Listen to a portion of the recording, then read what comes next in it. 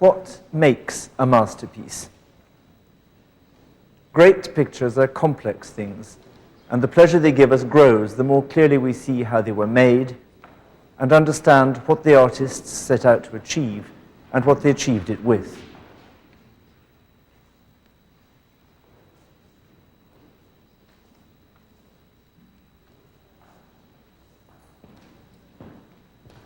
When this picture of Richard II adoring the Christ child was painted in the late 1390s, European artists had devised a method of working that was uniquely successful at painting not what was seen, but what was believed. Pictures like this one, with backgrounds of gold and painted in expensive colors bound in egg yolks, were ideally able to present to the viewers what were to them the most important things in the world, the hope of heaven and the promise of salvation. But when it came to showing life on earth, gold and egg, however exquisite, have one great shortcoming.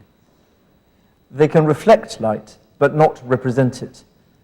Indeed, working with materials like this, it is almost impossible to show light within the picture, to give a convincing idea of luster or sheen, because the egg will give a surface that's too matte, and the gold will, depending on the lighting, appear as either a dark or a pale background color.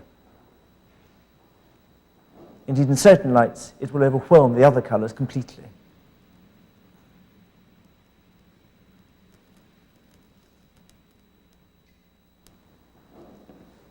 Two panels from the San Pier Maggiore altarpiece, painted in Florence in 1370, make the point. Both have the gleaming gold and the singing colors of the egg tempera tradition.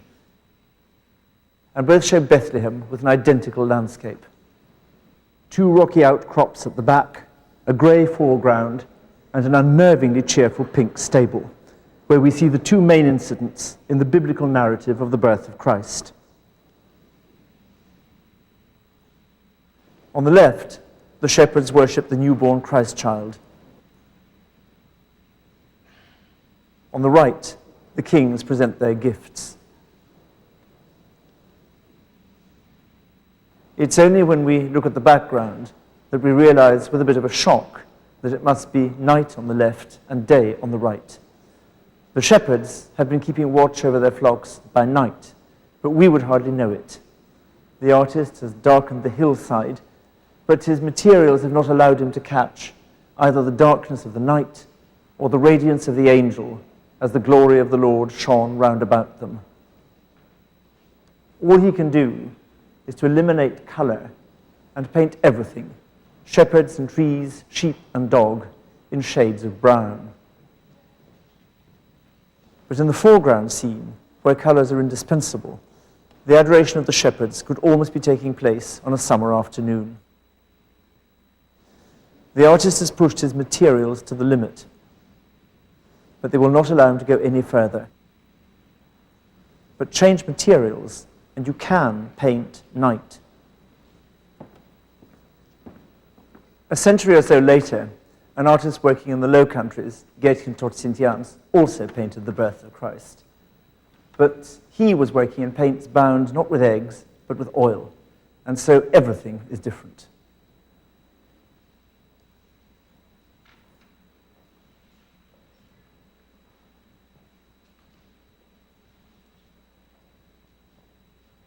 The shepherd's hillside is now not only dark, but chilly. In the darkness, the searing white heat of the seraph floodlights the meadow and almost eclipses the paler light of the shepherd's fire.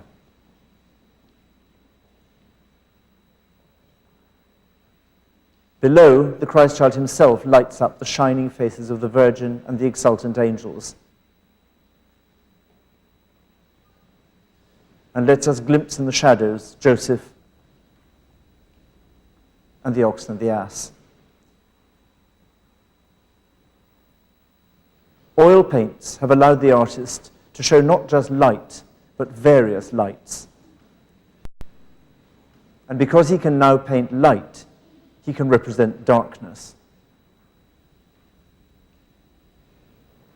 But the oil paints also let him do something else.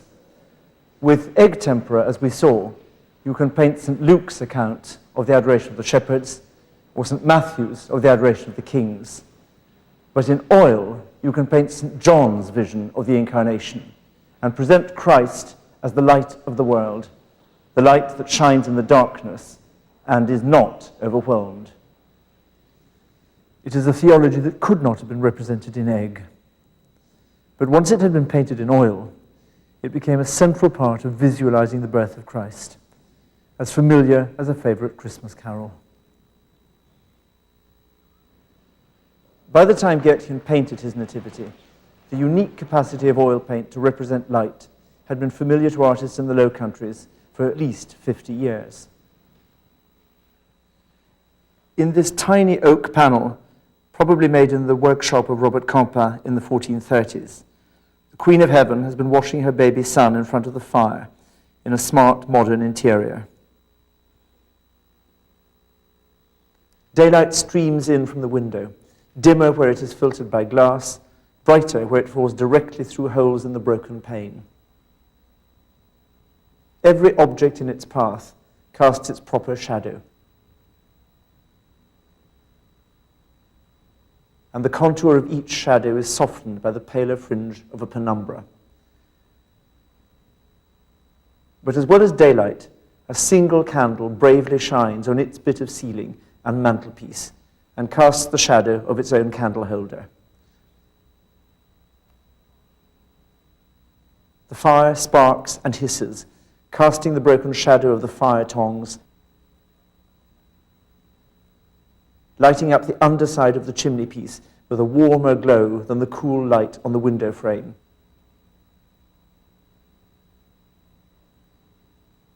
And glinting in the brass wash basin.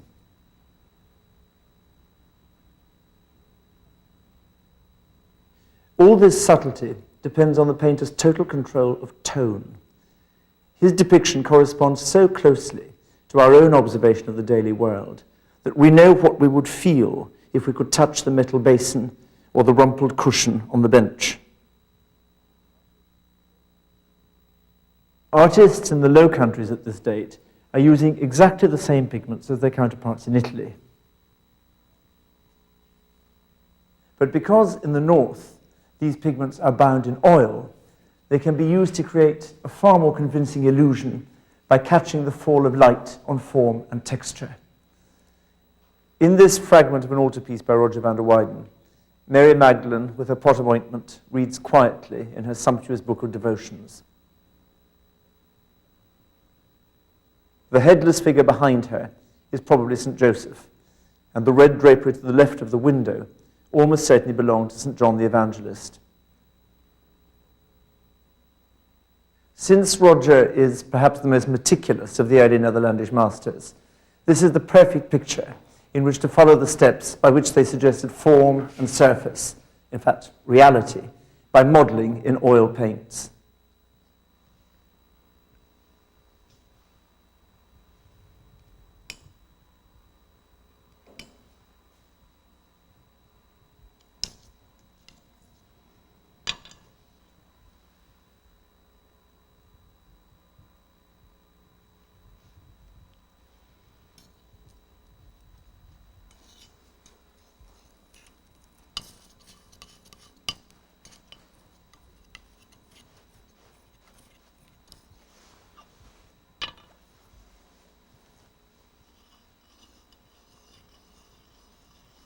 It's important to grind the colour with the oil rather than simply to mix it in with the palette knife, because it's important to coat each individual particle with the oil.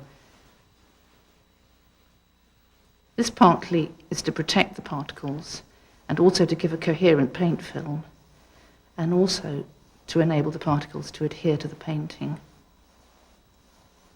In the 15th century, colour grinding tended to be a rather low-paid job. In fact, could frequently find that the colour grinder was paid considerably less than the cost of the pigments themselves.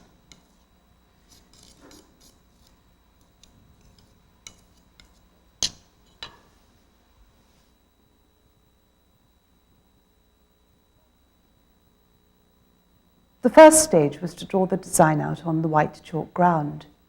In early Netherlandish painting, it's often quite complicated with shading to establish the folds. Because the chalk ground is rather absorbent, it needs to be sealed with a layer of oil, and often they added some pigment to this, usually lead white, but also sometimes slightly tinted to take the cold chill off it.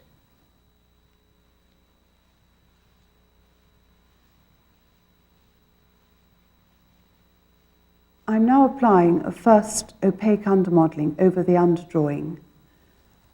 This is composed mostly of the opaque pigment vermilion, modelled a little bit in the highlights with lead white, and a little bit in the shadows with red lake, which is a darker red, of course.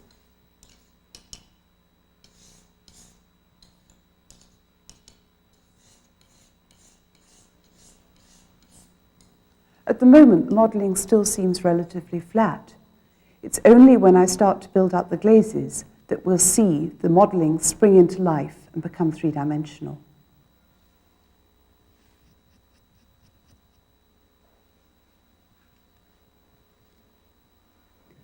The thing which distinguishes oil from egg tempera is the fact that you can blend the brush strokes into one another while they're wet.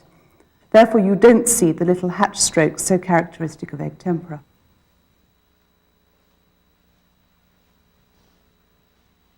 I'm now grinding the red lake pigment to be used for the glazes. The colour is so translucent that you can see the mottling of the slab through it.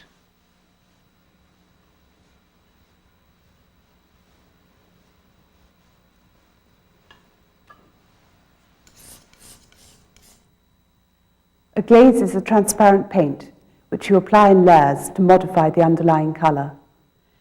In a typical cross-section from a painting made in Roger's workshop, we can see how the glaze plays its part in the build-up of colour.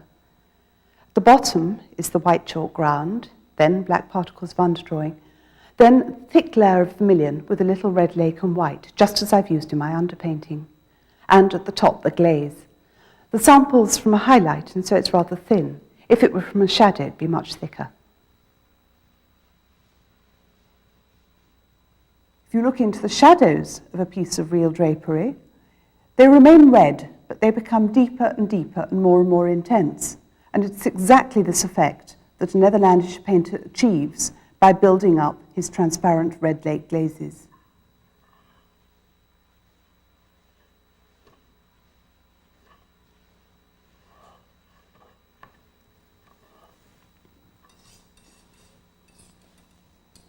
By controlling the thickness of the glaze, I start to build up the modelling. One of the greatest problems we've discovered with glazing is that they're very, very prone to pick up flecks of dust, and trying to make sure that somewhere is dust-free in the modern age is extremely difficult. You would have thought it was even more difficult in the 15th century. The final stage is just to reinforce some of the deepest folds with the same red lake, but this time also with a little bit of the very expensive natural ultramarine to give it a slightly purple cast.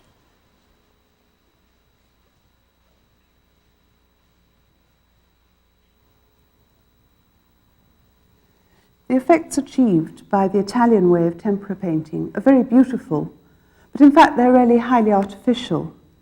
It's only when you compare a piece of Italian tempera painting, the 14th or 15th centuries, with a drapery modelled in this way, that you realize how very much more real this way of painting is.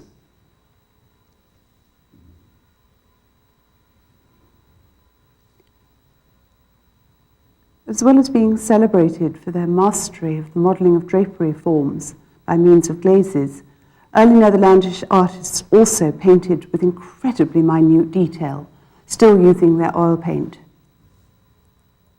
Here I'm painting this gold embroidered hem, not with real gold, the gold that we saw in Italian painting, but with yellow paint in imitation of gold.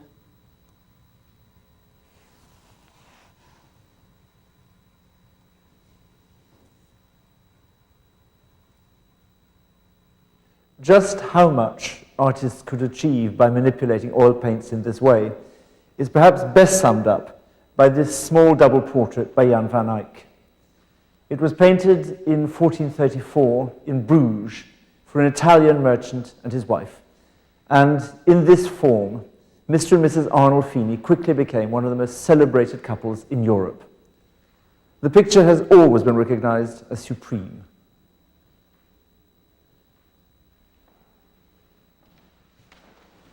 Since it came to the National Gallery in 1842, the Arnolfini portrait has been one of London's star attractions. Rarely without a crowd in front of it, it's now probably seen by 3 or 4 million people a year, not far off the entire population of England, when Giovanni Arnolfini set off from Tuscany to manage the affairs of the Medici Bank in Bruges. But it is not a picture to be seen in a crowd. It was conceived as a private image, painted by a friend for a friend. I suspect that's why the signature is so prominent. And it should ideally be looked at far more closely than would ever be safe, or indeed possible, in a crowded public gallery. But we can look at it like this if we take it upstairs.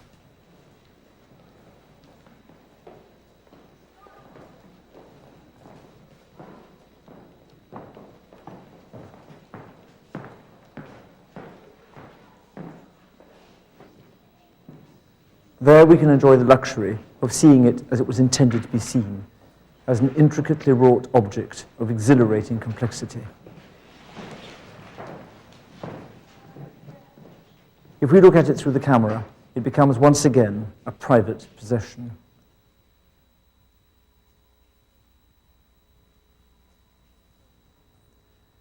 Like the small Virgin and Child painted in Campin's studio a few years earlier, this picture is also about light. In the center hangs an elaborate brass chandelier which sets the question at once: what color is brass? And the answer is clear. It depends entirely how the light falls on it. The range of color between the left and the right-hand sides of the chandelier is lovingly plotted, as indeed is the changing luster of the metal. The power of oil paint to graduate tone and to catch sheen is here being deployed at a level we have not seen before.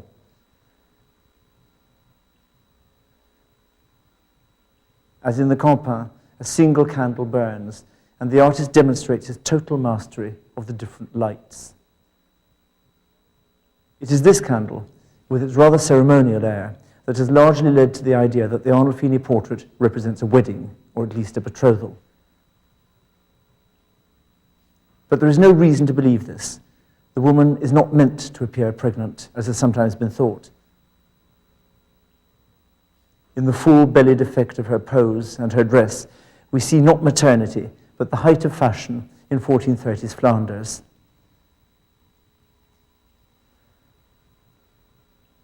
And I think that the details in the picture are present, not to carry symbolic meaning, but to allow us to share in the artist's delight and his skill in representing the physical world, a skill deployed for the pleasure of his friends.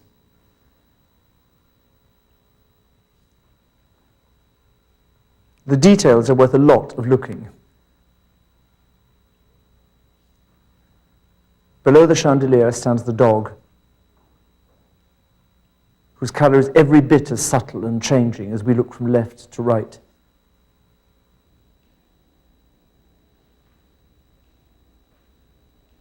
But the texture of whose fur provides the ideal foil to the brass above,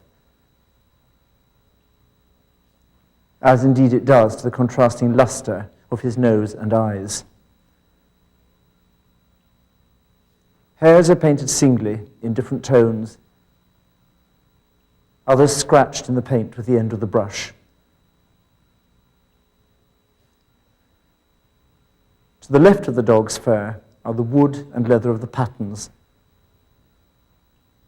worn in the street to avoid the mud which still clings to them, and discarded on returning indoors. Has someone just been taking the dog for a walk? They cast their shadow on the different wood of the floor, but it is clear from the way the shadow is cast that the light is coming not from the window that we can see, but from somewhere behind us and to our left. It's the first clue we've had that there must be another opening in this room. In fact, a second window that we shall ultimately see for ourselves in the mirror on the back wall.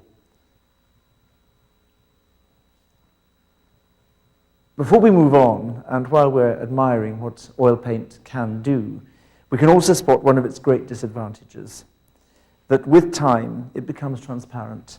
And we can now see what Jan van Eyck most certainly did not want us to see, how often he changed his mind about where Giovanni Arnolfini put his feet.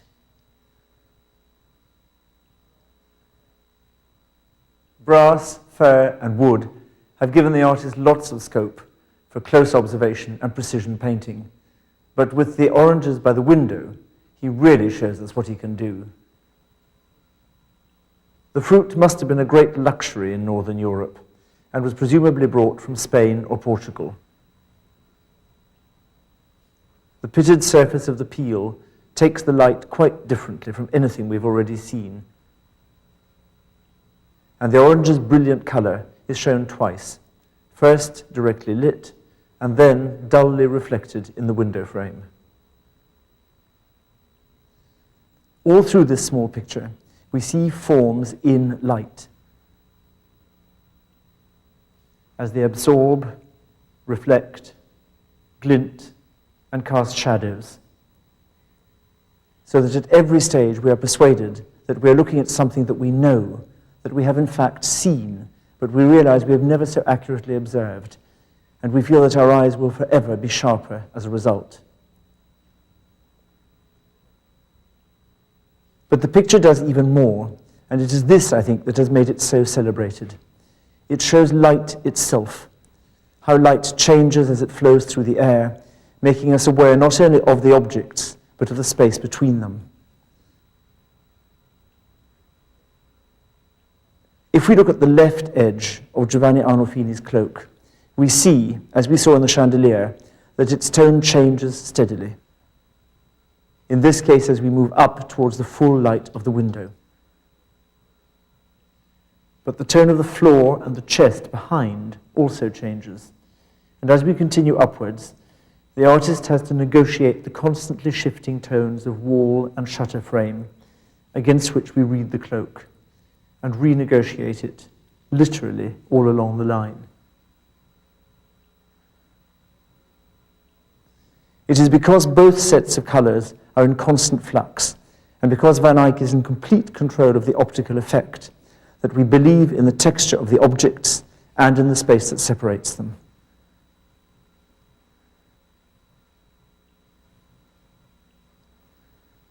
On the right-hand side of the picture, we can see the same game being played. And I think this picture is a game of the highest order, just as a sonnet or a sonata is in part a game, as the whites of the coif, and look at how many whites there are declined against the red hangings of the bed.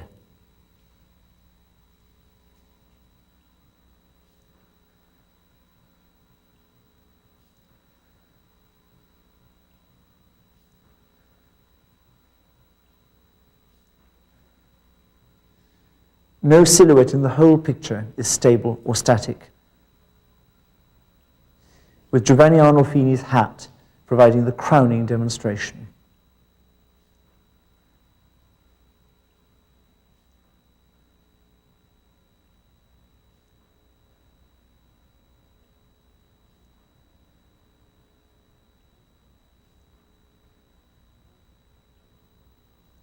All these feats of painting come together in the point furthest from us, the back wall, between the brush, whose position has obviously been changed, and the glistening prayer beads is the convex mirror. It is surrounded by 10 circular scenes, only just visible to the spectator in the gallery, but close up, and especially through the camera, clearly representing the sufferings of Christ. But they are not scenes that have just been painted onto the frame. Each scene has been executed under a curved piece of glass, so that we see not just the incident from the Passion, but the light catching the curved surface of the glass over it and glinting at its right-hand edge. Van Eyck is painting paintings under glass, lit from the side, but seen from the front. And the resolution of the whole game is the pièce de résistance, the mirror itself. Having looked at the picture intensely in this way, as I think we were meant to, we have become so familiar with the Arnolfini and their world that to see it now from behind is like seeing the other side of the moon. Everything is as we know it, and everything is different. The oranges still gleam on the left, but the right is dominated by the distorted red bed hanging. We see what we had deduced must be there, the second window which cast the shadow of the patterns, and we discover the completely new fact that there is a door behind us with two people entering the room. Or rather, entering the picture. Because once we start thinking of this as a real room and not an assemblage of brilliantly observed real objects, we begin to wonder whether it could, in fact, exist. Is there enough space for so big a chandelier? Is the room high enough for it? Or would Giovanni Arnolfini bang into it if he turned round and moved towards the mirror on the back wall? And above all, where in this room are we, who have just been spending so long looking at it carefully? We cannot be the two people at the door, or we would already have seen the second window on the left-hand wall. In this brilliantly evoked world, we cannot exist, and nor, I suspect, can the room. Above the mirror is the beautiful signature of the artist who has made the painting and created the room. For like a sonnet or a sonata, this is not reality, but a creation, a fiction. Johannes de Eyck fuit hic. Jan van Eyck has been here, 1434.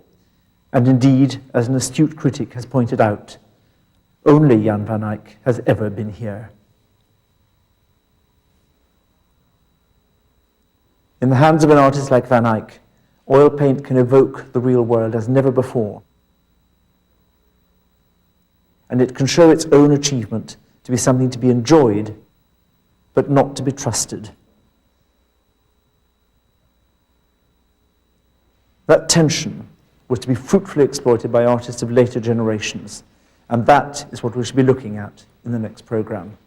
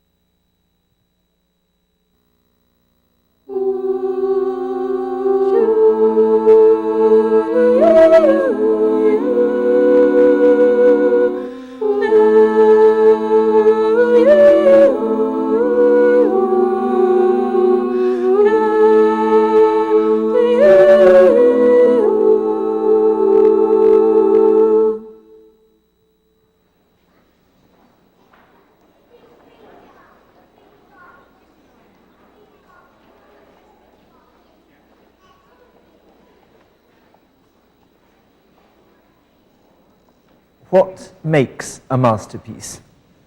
Great pictures are complex things, and the pleasure they give us grows the more clearly we see how they were made and understand what the artists set out to achieve and what they achieved it with. I think most of us looking at pictures are struck first of all by the colors that the artists use. Less obvious, perhaps, are the materials they've chosen to hold those colors together, how to turn pigment into paint. And yet, as we saw in earlier programs, it's that choice that will largely determine what you can do with the colors. In this picture, painted shortly before 1400, the artist has lavished gold leaf on the panel to suggest the splendor of heaven. But the brilliant colors were made with powdered pigments bound in egg yolk. The quick-drying paint had to be applied in short, brisk, separate strokes. As we all know, egg once dried is dull, so the painted surface, although intense in color, is opaque and matte. If, on the other hand, artists use oil to bind their pigments, they can get a very different range of effects. Because oil paint is translucent and shiny, you can suggest the fall of light, the glow and sheen of surfaces. In short, oil can give you the optical illusion of reality. And once you have reality, you can play with it in very unrealistic ways. In this program, I want to look at how the illusion of reality that oil paints made possible has been manipulated by artists to delight, confound, and perplex the viewer. The oil-based illusionism that began in the Low Countries in the 15th century reached its climax 200 years later in the work of the Dutch artist Gerrit Dou.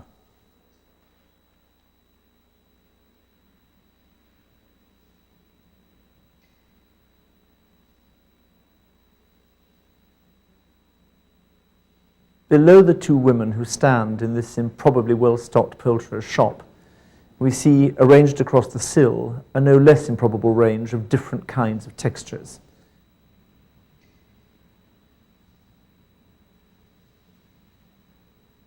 Dead, plucked, skinned birds, not normally thought of as beautiful, can all be looked at with real pleasure because of the artist's astonishing, transforming skill. The more we look at this picture, the more we begin to wonder if there is anything this man cannot paint. Whatever may be going on between the young girl and the old woman, or between the couple in the background, the real subject, and I suspect the one Dou himself wanted us to focus on, is the artist's own talent.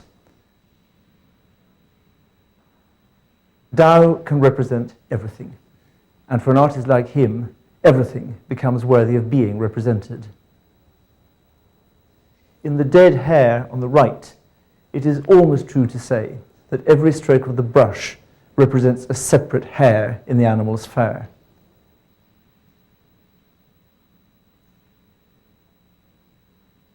To capture this level of detail, it was alleged that he used brushes consisting of only one hair, and it's said that he erected parasols over his pictures to catch the dust that would soil the paint and spoil the illusion. His contemporaries marveled and admired just as much as we do, and the pictures were bought by Charles II of England and Queen Christina of Sweden, collectors often paying more for his pictures than for works by his master, Rembrandt. This tradition of painting to create the illusion of looking in on an actual scene continued until well into the 19th century. And the National Gallery has one magnificent melodramatic example. Delaroche's execution of Lady Jane Grey, exhibited to great acclaim in Paris in 1834, could be happening on stage. The Saturn tempts us to reach forward to touch it, just as the blindfold victim is reaching forward to touch the block on which she's going to be beheaded. We are in the Tower of London, and we become sickeningly aware that any minute now, Lady Jane Grey's head will fall at our feet. This is a tour de force of painting to deceive the eye, and it's perhaps not surprising that a number of the artists who worked in Delaroche's studio later abandoned painting for an even more straightforward form of visual illusion and became photographers. But as we all know only too well, the camera can lie, and it's pictorial lies created long before the invention of the camera that I want to look at next.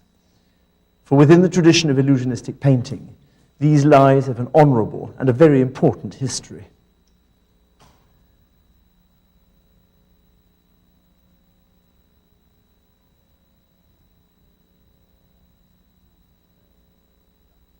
We know that the Dutch have always been clever at making plants bloom early or late.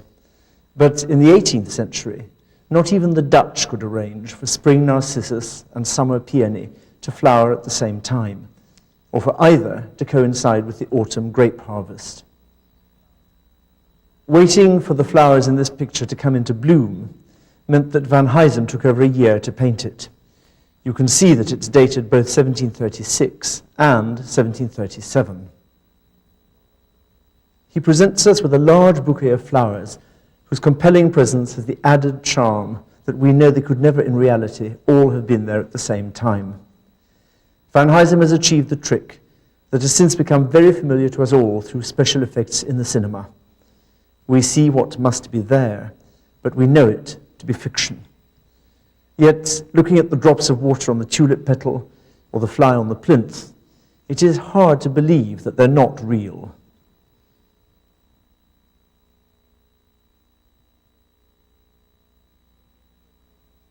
The ancient Roman author Pliny famously tells of an artist who painted grapes so realistically that the birds came to peck at them.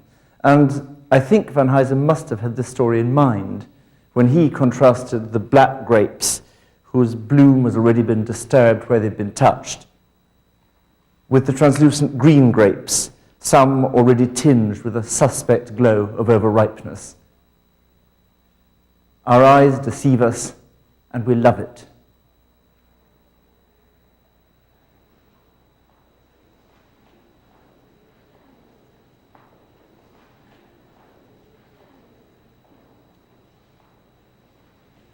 But the greatest art, I think, aims at more than just deceiving the eye.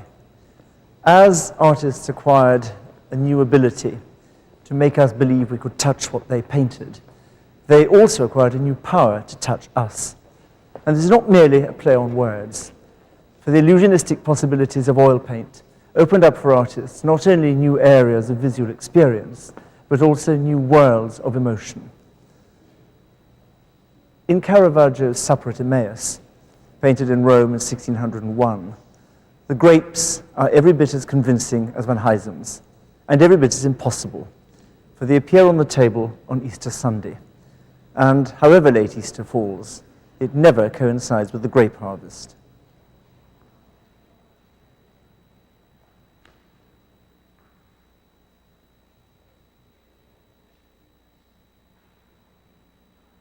St. Luke tells us how, on the Sunday after the crucifixion, two of the disciples encountered Jesus on the road to Emmaus, and, not recognizing him, invited him to sup with them. As he broke the bread, they recognized the stranger as the risen Christ. The story was a popular one in Roman Catholic Europe because it was thought to support the Catholic doctrine of transubstantiation, the real presence of Christ in the bread and wine of the Mass, which explains both the bread we see on the table and the out-of-season grapes. Caravaggio insists on the absolute reality of the revelation, which takes place in a Roman taverna that would have been perfectly familiar to those who saw the picture when it was first painted, and would not be all that surprising even today. You might still find a wooden chair like the one on the left, just as wine is still served in glazed earthenware jugs and water in glass carafes. Look at the way the light passes through the carafe, casting a clear shadow, compared with the yellow-tinged shadow of the glass behind. This scrupulous observation of reality continues in the reflection of the white tablecloth in the brown glaze of the earthenware bowl, where we can even see the reflection of the shadow, and the crisp brilliance of the shell worn as the badge of a pilgrim by the disciple on the right. But as we step back from these wonderful details, we realize that the whole is not as realistic as they are.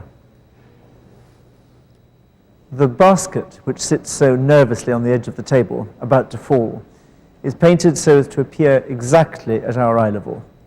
We admire head-on the bursting fig and pomegranate, and the apple is about to go rotten. But if we ask the camera to pan across the picture, we discover that we're looking down on the jug and the carafe at the other side of the table. Similarly, we look up at the outstretched hand of the disciple on the right, but we look down on the upper arm of the disciple on the left, although it is clear that both are at exactly the same level.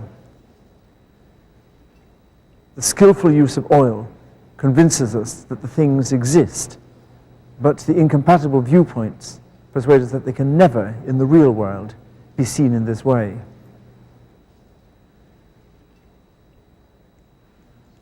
The shadows add to our growing sense of unreality.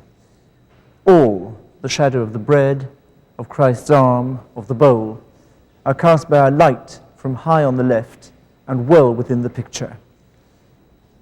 All but one, for the innkeeper alone appears to be lit from the front, so that his shadow falls on the back wall, inconsistently, but poetically, for he thus provides a dark halo which miraculously sets off Christ's radiance.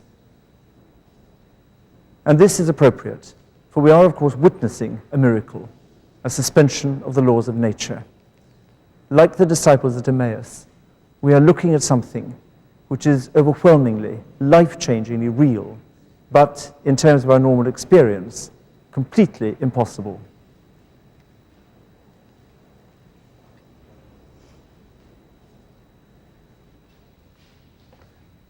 In his great portrait of Charles I on horseback, Van Dyck uses exactly the same techniques as Caravaggio, but for a quite different secular purpose, to make us witnesses to the status of the king, as the king himself perceived that status in the late 1630s. We don't know for which royal palace the picture was painted, but it must always have hung pretty well as it does now, at the end of a vista, only a little above the ground, giving the effect of a view into the park where the king is preparing to ride out.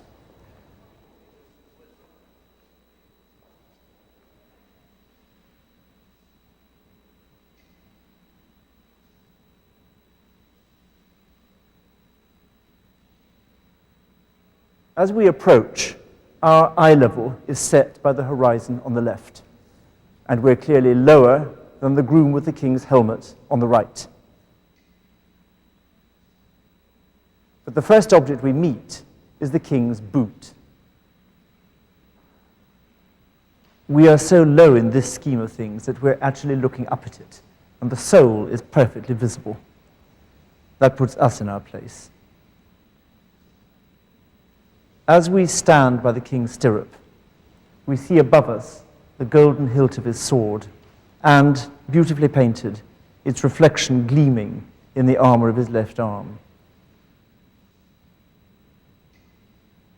The Latin inscription on the tablet that hangs on the tree to the right proclaims Charles to be King of Great Britain.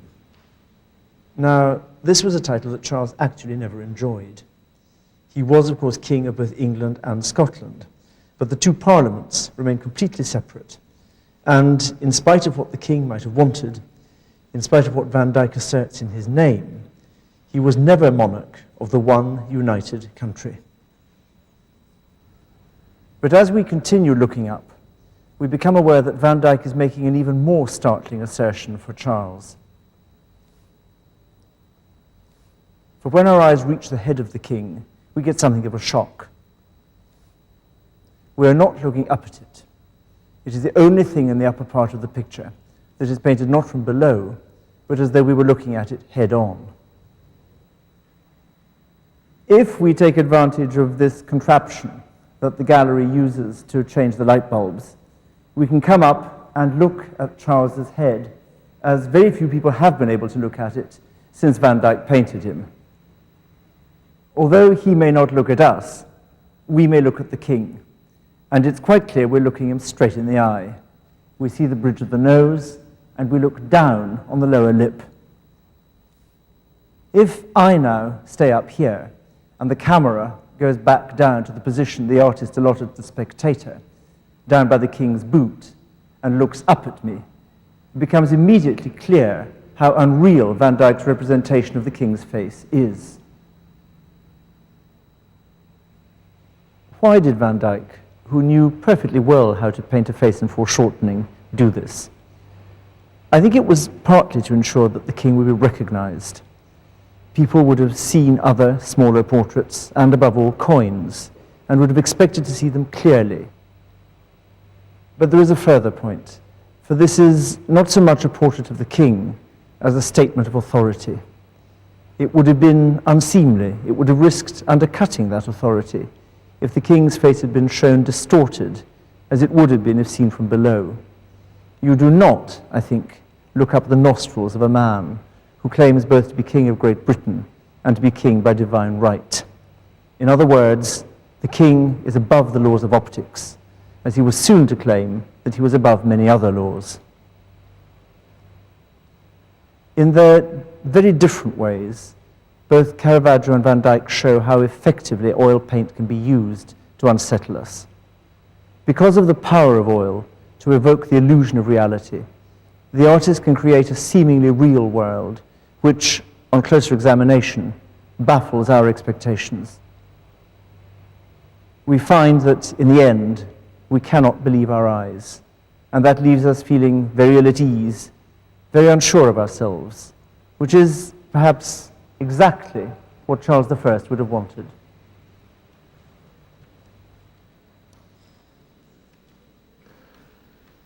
But oil paint has given the artist yet another device to unsettle us.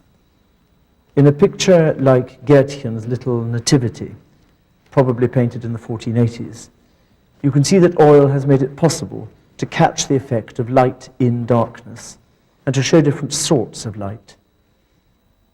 In the early 17th century, artists began to exploit this possibility in a new way to achieve a profoundly disturbing intensity of emotional effect.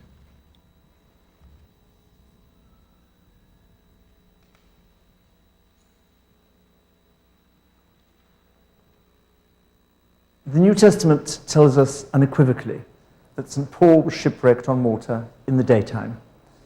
All 276 passengers on board, we are told, got safely to shore, where the friendly Maltese lit bonfires to help them dry off. And then a very strange drama occurs.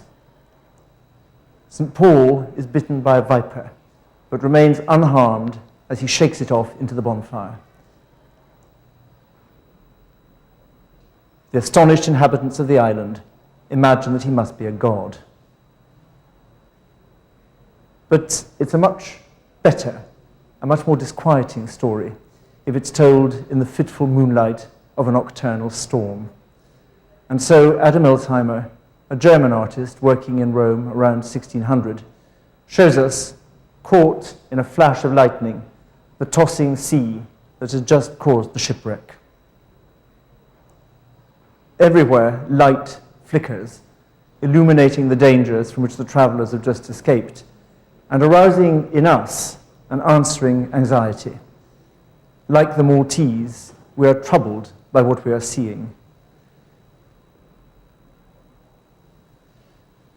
Despite the small scale of this copper plate, there is something extraordinarily lifelike about the way we have to strain in the dark to see what is happening, as the tiny figures dry their clothes or watch St. Paul and the viper. The flickering moonlight, the beacon on the headland, the three bonfires at the front, all give a very powerful sense of present danger.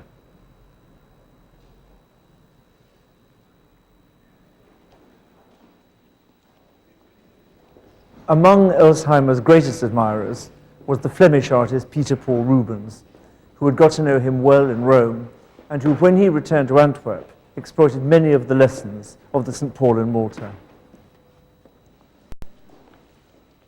No painting by Rubens makes this point better than the Samson and Delilah, painted around 1609 for his great friend Nicholas Rocox. It was made to hang in Rocox's great saloon, over a chimney piece of which this is a faithful replica.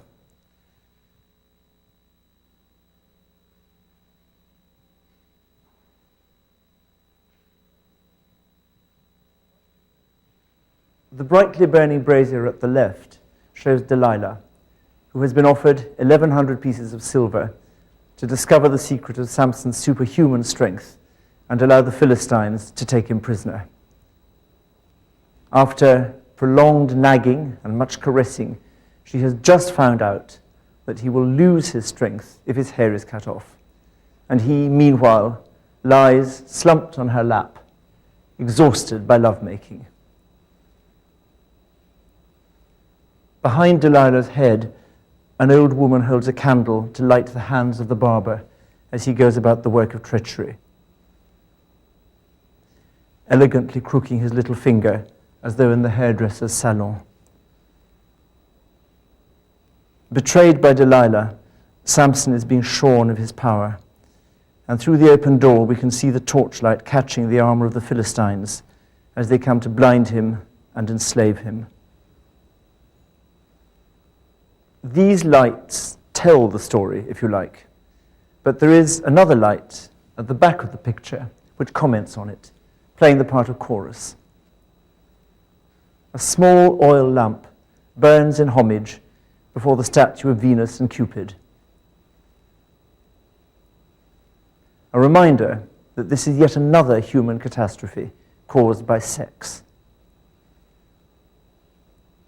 And only oil paint can deploy light with such subtlety. Every flame flickers and casts a treacherous light that destabilizes as much as it illumines. The reflections and the shadows of the glass against the back wall are a tour de force, as is the darkened face of the leading Philistine. There is one more light, possibly the most important of all. On Samson's back flicker the flames from the fire in Rocox's chimney piece. This is a picture made for a very specific setting, and just as it lights up our space, it is also lit from it.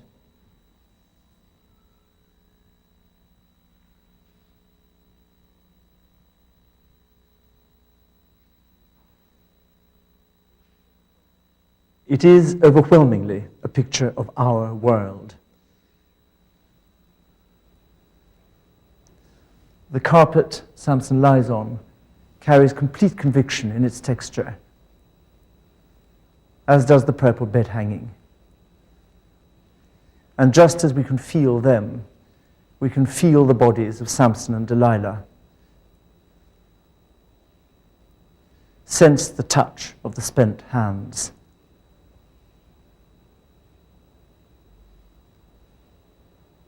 Only oil paint can capture the glow of lust like this. It's quite impossible in a dry, matte medium like egg tempera. If you want to paint sex, you really have to paint it in oil.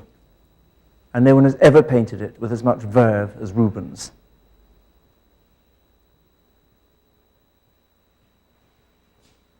Let's now take the picture off the wall and have a closer look at how these effects were achieved.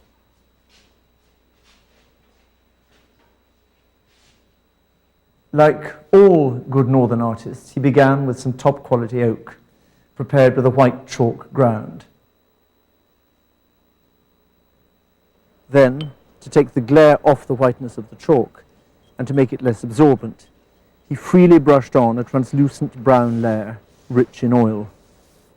And as we shall see, this layer is important to the final picture, as bits of it will be left visible, reading as areas of quiet shadow in the brightly colored paint. Next, the main forms of the composition were sketched in using very liquid paint.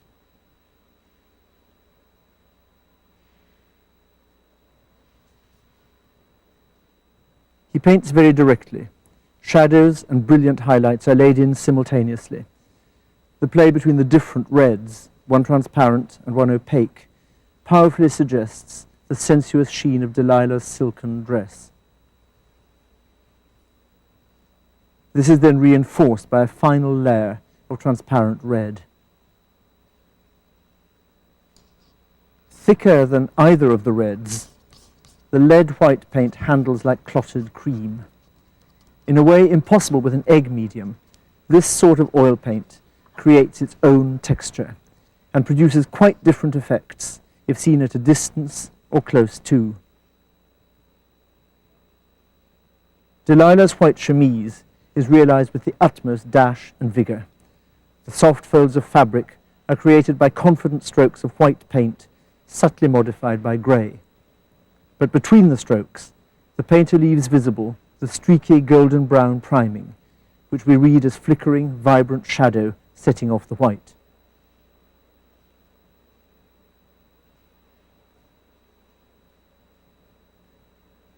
The boldness of his approach and the verve with which he carries it off are both entirely typical of Rubens in his early 30s. As the firelight plays on Delilah's arm and sleeve, we see a uniquely gifted artist painting at the top of his form. In Samson and Delilah, Rubens has orchestrated the capacities of oil paint to draw us into a fictive world, at once representing and commenting on what is represented, engaging our emotions, but also reminding us, when we look closely, that this is a fiction, created by an artist out of a very physical substance, oil paint.